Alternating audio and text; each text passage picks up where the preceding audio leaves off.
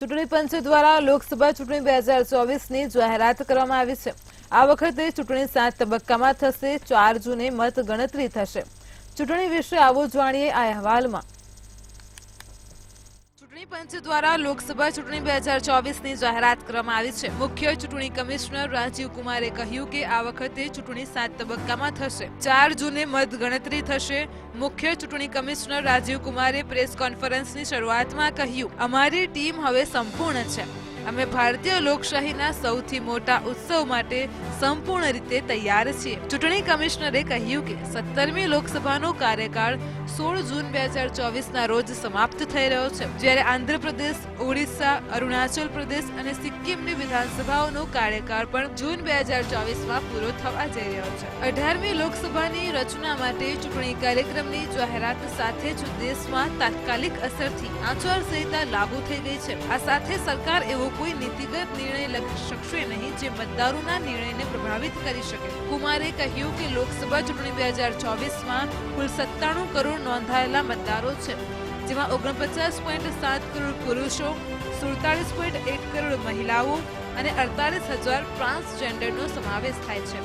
2019ની ચૂંટણીમાં કુલ મતદારોની સંખ્યા 90 કરોડ હતી।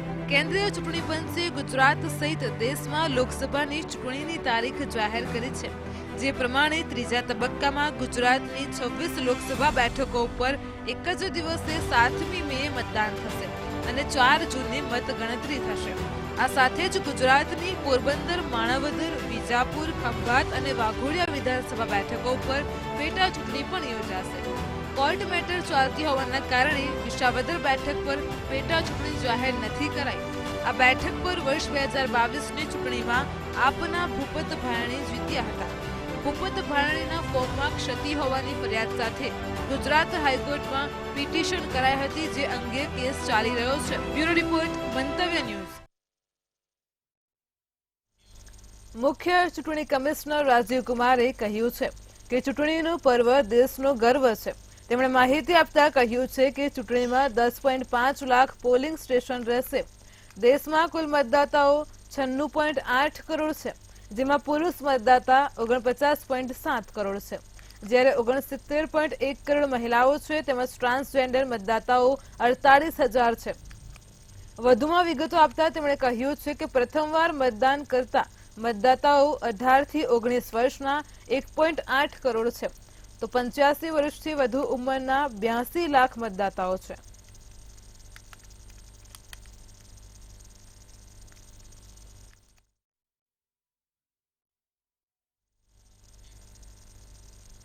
ભારતના ચીફ ઇલેક્શન કમિશનર રાજીવ કુમારે ચૂંટણીની તારીખો જાહેર કરી છે, ત્યારે ચૂંટણી તારીખો સાથેની જાહેરાત કરતા તેમણે કહ્યું છે કે ભારતમાં ચૂંટણી માટે 55 લાખથી વધારે ઈવીએમ મશીનનો ઉપયોગ કરવામાં આવશે અને 1.5 કરોડ અધિકારીઓ આ કામમાં જોડાશે। ત્યારે તમામ પોલિંગ બૂથ પર પીવાનું પાણી, ટોયલેટ અને વ્હીલચેરની પાયાની સુવિધાઓ આપવામાં આવશે। મતદાનની ટકાવારી વધારવા માટે તમામ પ્રયાસો કરવામાં આવશે। 85 વર્ષથી વધુ વયના મતદારો માટે ખાસ વ્યવસ્થા કરવામાં આવશે। તેઓ ઘરેથી પણ વોટિંગ કરી શકશે। ચીફ ઇલેક્શન કમિશનર રાજીવ કુમારે પત્રકાર પરિષદમાં વાત કરતા કહ્યું છે કે અમે 85 વર્ષથી વધુ વય ધરાવતા તમામ મતદારો અને વિકલાંગ મતદારોના મત તેમના ઘરે જઈને લઈશું અને તેના નોમિનેશન પહેલા તેમના ઘરે ફોર્મ પહોંચાડવામાં આવશે, ત્યારે આ સિસ્ટમ સમગ્ર દેશમાં એક સાથે લાગુ કરવામાં આવશે।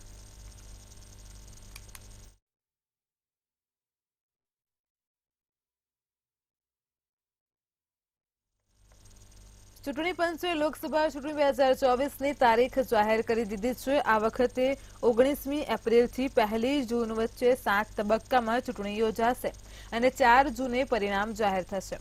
દેશમાં 18મી લોકસભા ચૂંટણી કાર્યક્રમની જાહેરાત સાથે આચારસંહિતા લાગુ થઈ ગઈ છે, ત્યારે વડાપ્રધાન નરેન્દ્ર મોદીએ ચૂંટણી પંચની આ જાહેરાતનું સ્વાગત કર્યું હતું અને કહ્યું હતું કે અમે ચૂંટણી માટે સંપૂર્ણ રીતે તૈયાર છીએ।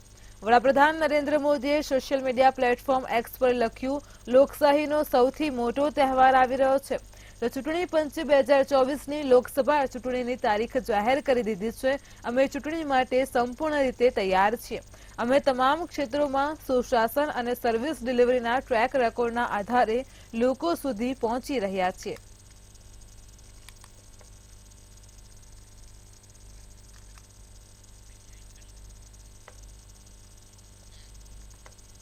લોકસભાની ચૂંટણીની જાહેરાત થતાની સાથે જ સમગ્ર દેશમાં આદર્શ આચારસંહિતા લાગુ થઈ ગઈ છે. તો જે આચારસંહિતાને લઈને કેટલાક નિયમોનું પાલન કરવું ખૂબ જ જરૂરી હોય છે. રાજ્યમાં આદર્શ આચારસંહિતાનું પાલન થાય તેવી વ્યવસ્થા સુનિશ્ચિત કરવા મુખ્ય નિર્વાચન અધિકારી પી ભારતીએ અગાઉ જણાવ્યું હતું કે ભારતના ચૂંટણી પંચના માર્ગદર્શનમાં રાજ્યના ચૂંટણી તંત્ર દ્વારા નોડલ અધિકારીઓની નિમણૂક કરવામાં આવી છે. જ્યારે 460થી વધારે અધિકારીઓ કર્મચારીઓની બદલી તથા 1.32 લાખથી વધુ બિનજામીનપાત્ર વોરંટની બજવણી સહિતના પગલાં લેવામાં આવ્યા છે.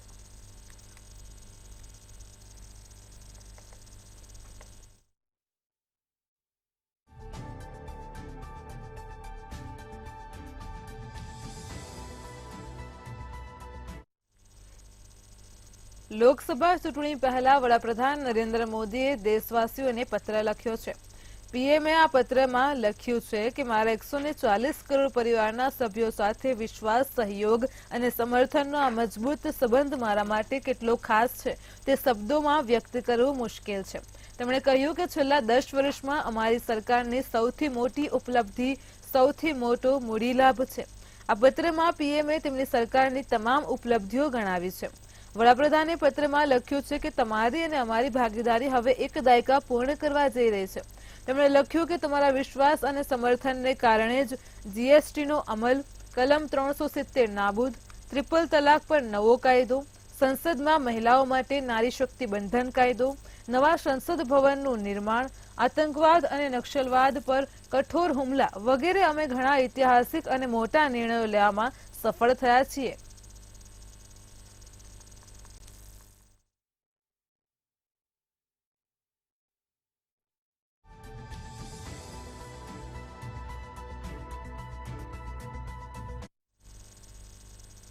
નાગરિકતા સંશોધન અધિનિયમ લાગુ થયા બાદ પહેલીવાર કેન્દ્રીય ગૃહમંત્રી અમિત શાહે આ અંગે વાત કરી છે.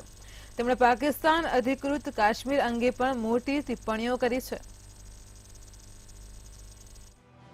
સીએએને લાગુ થયા બાદ ગૃહમંત્રી અમિત શાહે કરી મોટી વાત. પાકિસ્તાન અધિકૃત કાશ્મીર અંગે કરી મોટી ટિપ્પણીઓ. પાકિસ્તાનના લઘુમતી હિન્દુઓને નાગરિકતા આપતા જણાવ્યું. કાશ્મીરમાં રહેતા તમામ લોકો આપણા પોતાના જ છે. પાકિસ્તાન અધિકૃત કાશ્મીરના મુસ્લિમો અને હિન્દુઓ આપણા છે. લોકસભા ચૂંટણી પહેલા કેન્દ્રીય ગૃહમંત્રી અમિત શાહે ફરી એકવાર પાકિસ્તાન અધિકૃત કાશ્મીરને ભારતનો ભાગ ગણાવ્યો છે. આ સાથે તેણે કહ્યું છે કે તે ત્યાં રહેનારા લોકો હિન્દુ હોય કે પછી મુસ્લિમ કે પછી બધા આપણા પોતાના છે. એક કોંગ્રેસ નાગરિકતા સંશોધન અધિનિયમ 2019ના અમલીકરણ પછી ગૃહપ્રધાન શાહ પ્રથમ વખત આ મુદ્દા પર બોલી રહ્યા હતા. તેમણે કહ્યું, પાકિસ્તાન અધિકૃત કાશ્મીરના મુસ્લિમો અને હિન્દુઓ બંને આપણા પોતાના છે. કોન્કવેલ 2024માં બોલતા અમિત શાહે કહ્યું હતું કે તેઓ દુર્ભાગ્યપૂર્ણ છે કે દેશ ધર્મ આધારિત ભાગલા જોયા છે. પાકિસ્તાનના લઘુમતી હિન્દુઓને નાગરિકતા આપવા અંગેના પ્રશ્નના જવાબમાં અમિત શાહે કહ્યું છે કે આઝાદી સમયે પાકિસ્તાનમાં 23% હિન્દુઓ હતા અને આજે 2.7% છે. તેઓ ક્યાં ગયા? તેમને શું થયું? હું તમને કહું છું, તે સગીર છોકરીઓને ધર્મ બદલવા માટે, લગ્ન કરવા માટે દબાણ કરવામાં આવ્યું હતું. તેઓએ અત્યાચારનો સામનો પણ કર્યો હતો. શાહે પ્રશ્નોનો જવાબ આપ્યો કે શા માટે મુસ્લિમ સમુદાયને સીએએના દાયરામાં રાખવામાં આવ્યો છે. કેન્દ્રીય ગૃહમંત્રીએ કહ્યું, અમે જે 3 દેશોને સીએએમાં સામેલ કર્યા છે તેઓને ઇસ્લામિક દેશ જાહેર કરવામાં આવ્યા છે. નાગરિકતા આપવા જેવા મોટા નિર્ણયનો ઘણા ઉદાહરણોને ધ્યાનમાં લઈ અને લેવામાં આવે છે. જો ભવિષ્યમાં બલોચ જેવા અન્ય કોઈ સમુદાય અમારો સંપર્ક કરશે તો અમે તેના વિશે વિચારીશું. આપને જણાવી દઈએ કે કેન્દ્રીય ગૃહમંત્રી અમિત શાહ પહેલા જ પાકિસ્તાન અધિકૃત કાશ્મીરને ભારતનો ભાગ ગણાવી ચૂક્યા છે. રાજ્યસભામાં કલમ 370 પર ચર્ચા દરમિયાન ગોલુએ કહ્યું હતું કે પાકિસ્તાન અધિકૃત કાશ્મીર માટે 24 સીટો અનામત રાખવામાં આવી છે કારણ કે પીઓકે અમારું છે. તેને કોઈ અમારી પાસેથી છીનવી નહીં શકે. બ્યુરો રિપોર્ટ, મંતવ્ય ન્યૂઝ. નાગરિકતા સુધારા કાયદા વિરુદ્ધ એઆઈએમના પ્રમુખ અસદુદ્દીન ઓવૈસી પણ સુપ્રીમ કોર્ટ પહોંચી ગયા છે. તેમણે પોતાની અરજીમાં કહ્યું છે કે સીએ કાયદો બંધારણની મૂળ ભાવનાની વિરુદ્ધ છે. તે કલમ 14, 25 અને 21નું ઉલ્લંઘન કરે છે. એટલા માટે જ્યાં સુધી સુનાવણી પતી ન જાય ત્યાં સુધી આ કાયદાના અમલ પર રોક લગાવવામાં આવે. તો અસદુદ્દીન ઓવૈસીએ સીએએને મુસ્લિમો વિરુદ્ધ કાવતરું ગણાવતા તેને ભેદભાવપૂર્ણ ગણાવ્યો હતો. ઉલ્લેખનીય છે કે સુપ્રીમ કોર્ટમાં સીએએ પર રોક લગાવવાની માંગ કરતી લગભગ 200થી વધારે અરજીઓ કરવામાં આવી છે અને આ મામલે સુપ્રીમ કોર્ટે આગામી 19 માર્ચે સુનાવણી કરવાની તૈયારી બતાવી છે. તો ઓવૈસીએ માંગ કરી હતી કે સીએએની કલમ 6B હેઠળ સરકાર કોઈને પણ નાગરિકતા ન આપે.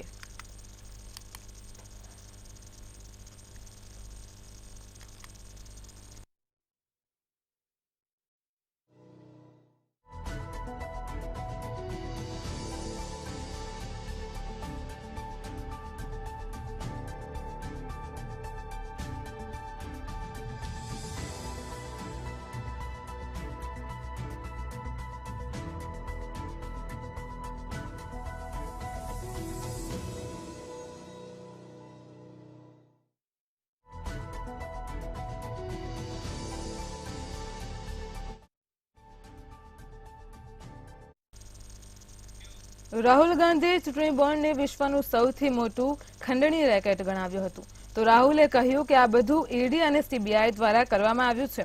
આ તપાસ એજન્સી હવે દેશની તપાસ એજન્સી નથી રહી. ચૂંટણી બોન્ડને લઈ અને ભાજપ પર હુમલો. રાહુલ ગાંધીએ ચૂંટણી બોન્ડને લઈ અને કર્યો છે હુમલો. ચૂંટણી બોન્ડ વિશ્વનું સૌથી મોટું ખંડણી રેકેટ. રાહુલ વિપક્ષી પાર્ટીઓની સરકારોને તોડવા પૈસા અપાયા, જેનું પરિણામ ઈડી જેવી એજન્સીઓ ભોગવશે. રાહુલ ગાંધીએ ચૂંટણી બોન્ડને લઈ અને ભાજપ પર મોટો હુમલો કર્યો છે. રાહુલ ગાંધીએ ચૂંટણી બોન્ડને વિશ્વનું સૌથી મોટું ખંડણી રેકેટ ગણાવ્યું હતું. રાહુલ ગાંધીએ કહ્યું છે કે રાજકીય પક્ષોને તોડવા અને વિપક્ષી પાર્ટીઓને સરકારનો તોડવા માટે પૈસા ચૂંટણી બોન્ડમાંથી આપ્યા છે. આ દુનિયાનું સૌથી મોટું ખંડણી રેકેટ છે. આનું પરિણામ ईडी જેવી એજન્સીઓ ભોગવશે. में जो हमारे इंस्टीट्यूशंस हुआ करते थे वो आज इंस्टीट्यूशंस हिंदुस्तान के नहीं है. चाहे वो इलेक्शन कमीशन हो, चाहे वो सीबीआई हो, ईडी हो, ये सब हो, ये अब દારૂ કૌભાંડમાં સીએમ કેજરીવાલને કોર્ટમાંથી જામીન મળ્યા છે અને જેમાં કેજરીવાલને 15,000 રૂપિયાના બોન્ડ કોર્ટમાં ભરવા પડશે. કેજરીવાલ દિલ્હીના કથિત દારૂ કૌભાંડ કેસમાં રાઉઝ એવન્યુ કોર્ટમાં હાજર થયા હતા. આ કેસની સુનાવણી રાઉઝ એવન્યુના additional chief metropolitan magistrate Divya મલ્હોત્રાની કોર્ટમાં ચાલી હતી. અગાઉ આ જ કેસમાં એન્ફોર્સમેન્ટ ડિરેક્ટોરેટ વતી હાજર થવા માટે કેજરીવાલને 8 વખત સમન્સ જારી કરવામાં આવ્યા હતા, પરંતુ તેઓ એક વખત પણ હાજર થયા ન હતા. કોર્ટમાંથી રાહત મળ્યા બાદ કેજરીવાલ કોર્ટમાંથી બહાર આવ્યા હતા. જો કે ઈડી દ્વારા નોંધાયેલા 2 કેસની સુનાવણી ચાલુ રહેશે.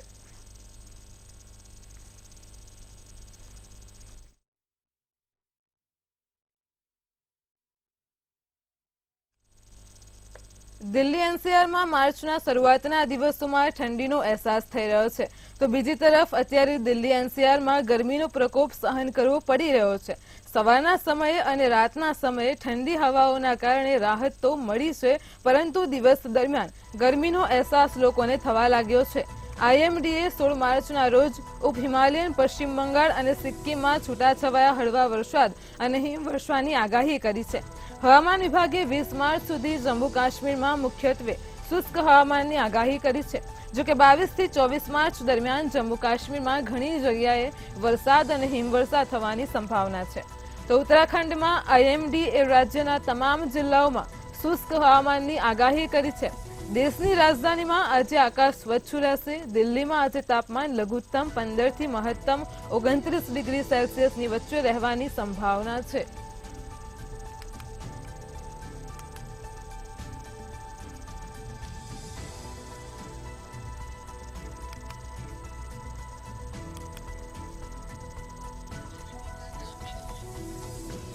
હોળી પહેલા વરસાદની આગાહી કરવામાં આવી છે. દિલ્હી એનસીઆરમાં માર્ચના શરૂઆતમાં ઠંડીનો અહેસાસ થશે.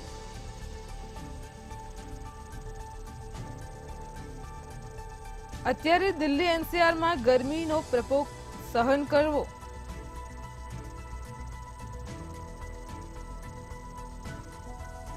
તો સવારના સમયે અને રાતના સમયે ઠંડી હવાઓથી રાહત છે. 20 માર્ચ સુધી જમ્મુ કાશ્મીરમાં મુખ્યત્વે શુષ્ક હવામાન છે. તો ક્યાંક વરસાદ તો ક્યાંક હિમવર્ષાની આગાહી છે. હવામાન વિભાગ દ્વારા આગાહી કરાઈ છે. હોળી પહેલા 11 રાજ્યોમાં આફત છે. 16 માર્ચના રોજ ઉપ હિમાલયન અને પશ્ચિમ બંગાળમાં હોળી પહેલા વરસાદની આગાહી કરવામાં આવી છે. તો સિક્કિમમાં છૂટાછવાયા હળવા વરસાદની સંભાવના છે. ક્યાંક વરસાદ તો ક્યાંક હિમવર્ષાની આગાહી હવામાન વિભાગે કરી છે. દિલ્હી એનસીઆરમાં માર્ચના શરૂઆતમાં ઠંડીનો અહેસાસ થયો છે.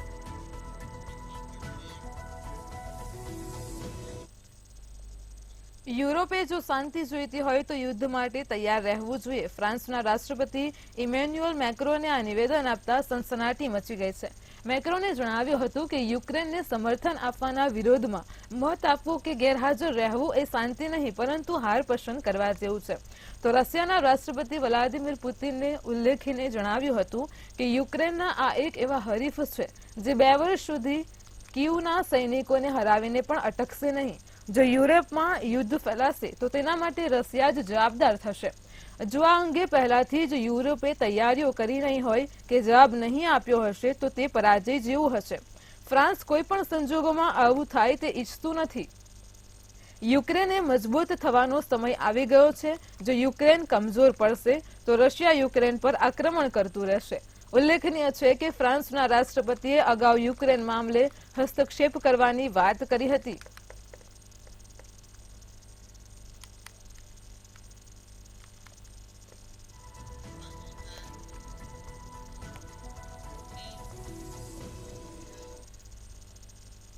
રશિયાએ શુક્રવારે યુક્રેનના ઓડેસા શહેર પર મિસાઇલ હુમલો કર્યો હતો. આ શહેરમાં નાગરિક ઇન્ફ્રાસ્ટ્રક્ચર પર થયેલા આ હુમલાઓમાં 14 લોકો માર્યા ગયા અને 46 ઘાયલ થયા હતા. યુક્રેને તેને અત્યાર સુધીનો સૌથી ઘાતક હુમલો ગણાવ્યો છે. પ્રાદેશિક ગવર્નર ઓલેહ કીપરે જણાવ્યું છે કે રશિયન મિસાઇલ હુમલામાં માર્યા ગયેલા લોકોમાં સ્થાનિક રહેવાસીઓ ઉપરાંત એક ડોક્ટર અને એક બચાવકર્મી પણ સામેલ છે. તો આ હુમલામાં 10 મકાનો અને કેટલીક અન્ય ઇમારતોને નુકસાન થયું છે. રશિયાએ તાજેતરના અઠવાડિયામાં દક્ષિણ યુક્રેનિયન શહેર પર તેના હુમલાઓ વધારી દીધા છે. રશિયન સૈન્ય લગભગ દરરોજ ડ્રોન અથવા મિસાઇલ લોન્ચ કરે છે. તો હુમલાની માહિતી મળતા જ રાહત કર્મીઓ અને ડોક્ટરોની ટીમ ઘટનાસ્થળે પહોંચી ગઈ હતી. આ ટીમો લોકોને બહાર કાઢવા અને સારવારમાં વ્યસ્ત હતી. તે દરમિયાન બીજી મિસાઇલ છોડવામાં આવી હતી.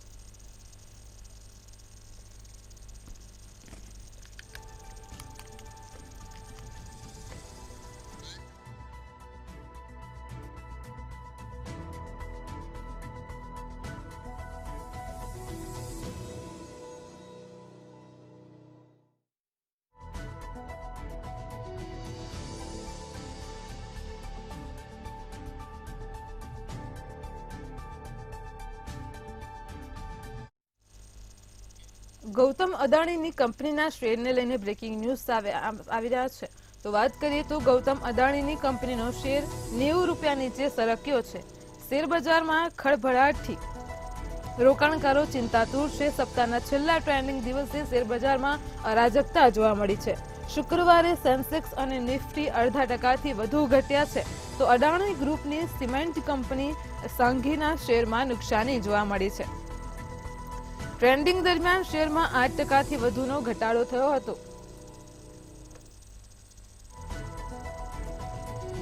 ગૌતમ અદાણીની કંપનીનો શેર 90 રૂપિયા નીચે સરક્યો છે. શેર બજારમાં ખળભળાટથી રોકાણકારો ચિંતાતુર છે. સપ્તાહના છેલ્લા ટ્રેન્ડિંગ દિવસે શેર બજારમાં અરાજકતા જોવા મળી છે. અદાણી ગ્રુપનો સિમેન્ટ કંપની સંઘીના શેરમાં નુકસાની થઈ છે. તો આ ટ્રેન્ડિંગ દરમિયાન શેરમાં 8% વધુનો ઘટાડો થયો હતો.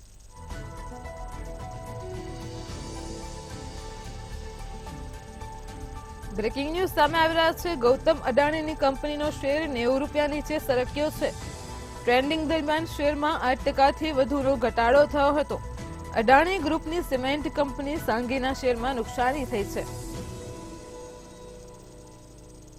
સપ્તાહના છેલ્લા ટ્રેન્ડિંગ દિવસે શેર બજારમાં અરાજકતા જોવા મળી છે. શેર બજારમાં ખળભળાટથી રોકાણકારો ચિંતાતુર થયા છે. ગૌતમ અદાણીની કંપનીનો શેર 90 રૂપિયા નીચે સરક્યો છે. શેર બજારમાં ખળભળાટથી રોકાણકારો ચિંતાતુર થયા છે. શુક્રવારે સેન્સેક્સ અને નિફ્ટી 0.5% વધુ ઘટ્યા છે. તો આ ટ્રેન્ડિંગ દરમિયાન શેરમાં 8% વધુનો ઘટાડો થયો હતો.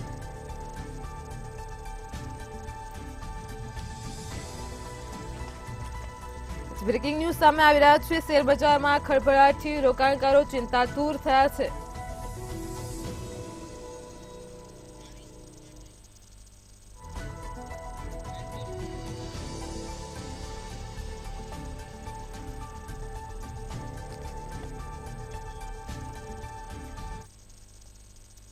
વડાપ્રધાન નરેન્દ્ર મોદીએ લોન્ચ કર્યું નવું કેમ્પેન. વડાપ્રધાન મોદીએ એક નવું કેમ્પેન લોન્ચ કર્યું છે. મેં મોદી કા પરિવાર હું કેમ્પેન લોન્ચ કર્યું છે. એક્સ હેન્ડલ પર કેમ્પેનનો વિડીયો પોસ્ટ કર્યો છે. મારું ભારત મારો પરિવાર તેમ નરેન્દ્ર મોદીએ જણાવ્યું છે. એક્સ હેન્ડલ પર કેમ્પેનનો વિડીયો પોસ્ટ કર્યો છે. મેં મોદી કા પરિવાર હું કેમ્પેન લોન્ચ કર્યું છે. વડાપ્રધાન મોદીએ ચૂંટણી પહેલા એક નવું કેમ્પેન લોન્ચ કર્યું છે. તો એક્સ હેન્ડલ પર કેમ્પેનનો વિડીયો પોસ્ટ કરતા નરેન્દ્ર મોદીએ જણાવ્યું છે કે મારું ભારત મારો પરિવાર. મેં મોદી કા પરિવાર હું આ કેમ્પેન લોન્ચ કર્યું છે. એક્સ હેન્ડલ પર કેમ્પેનનો વિડીયો પોસ્ટ કર્યો છે. વડાપ્રધાન મોદીએ આ નવું કેમ્પેન લોન્ચ કર્યું છે. આ નવું કેમ્પેનનો વિડીયો શેર કરતા પોસ્ટ કરતા નરેન્દ્ર મોદીએ જણાવ્યું કે મારું ભારત મારો પરિવાર. મેં મોદી કા પરિવાર હું આ કેમ્પેન નરેન્દ્ર મોદીએ લોન્ચ કર્યું છે. વડાપ્રધાન મોદીએ નવું કેમ્પેન લોન્ચ કર્યું છે. એક્સ હેન્ડલ પર કેમ્પેનનો વિડીયો પોસ્ટ કરતા નરેન્દ્ર મોદીએ જણાવ્યું કે મારું ભારત મારો પરિવાર છે.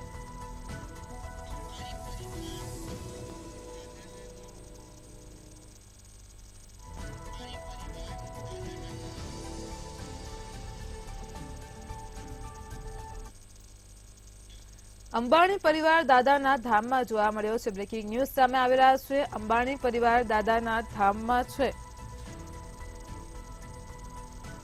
કોકિલાબેન અનિલ અંબાણી સાળંગપુર ધામમાં ગયા છે. હનુમાનજીના દર્શનાર્થે તેમને પૂજા કરીને ધજા ચડાવી છે. કોઠારી સ્વામીએ તેમને મૂર્તિ આપી છે. અનિલ અંબાણીએ પરિવાર સાથે દર્શન કર્યા હતા. સારંગપુર ધામમાં અનિલ અંબાણીએ તેમના પરિવાર સાથે પૂજા કરી છે. કોકિલાબેન અનિલ અંબાણી સાળંગપુર ધામમાં પહોંચ્યા છે. અંબાણી પરિવાર સાળંગપુર દાદાના ધામમાં જોવા મળ્યું છે. પૂજા કરી છે.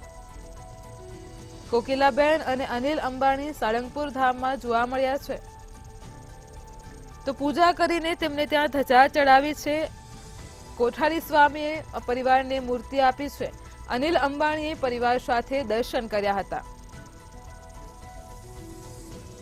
તો અંબાણી પરિવાર સાળંગપુર ધામમાં જોવા મળ્યું છે. કોકિલાબેન અનિલ અંબાણી સાળંગપુર ધામમાં પહોંચ્યા છે. સાળંગપુર દાદાના દર્શન કર્યા છે. પૂજા કરીને ધજા ચડાવી છે. તો કોઠારી સ્વામીએ તેમને મૂર્તિ આપી છે. કોકિલાબેન અનિલ અંબાણી સાળંગપુર ધામમાં જોવા મળ્યા છે. પૂજા કરીને ધજા ચડાવી છે. કોઠારી સ્વામીએ તેમને મૂર્તિ આપી છે. આપ ટીવી સ્ક્રીન પર દ્રશ્યો જોઈ શકો છો. અનિલ અંબાણીએ પરિવાર સાથે સાળંગપુર ધામમાં દર્શન કર્યા હતા.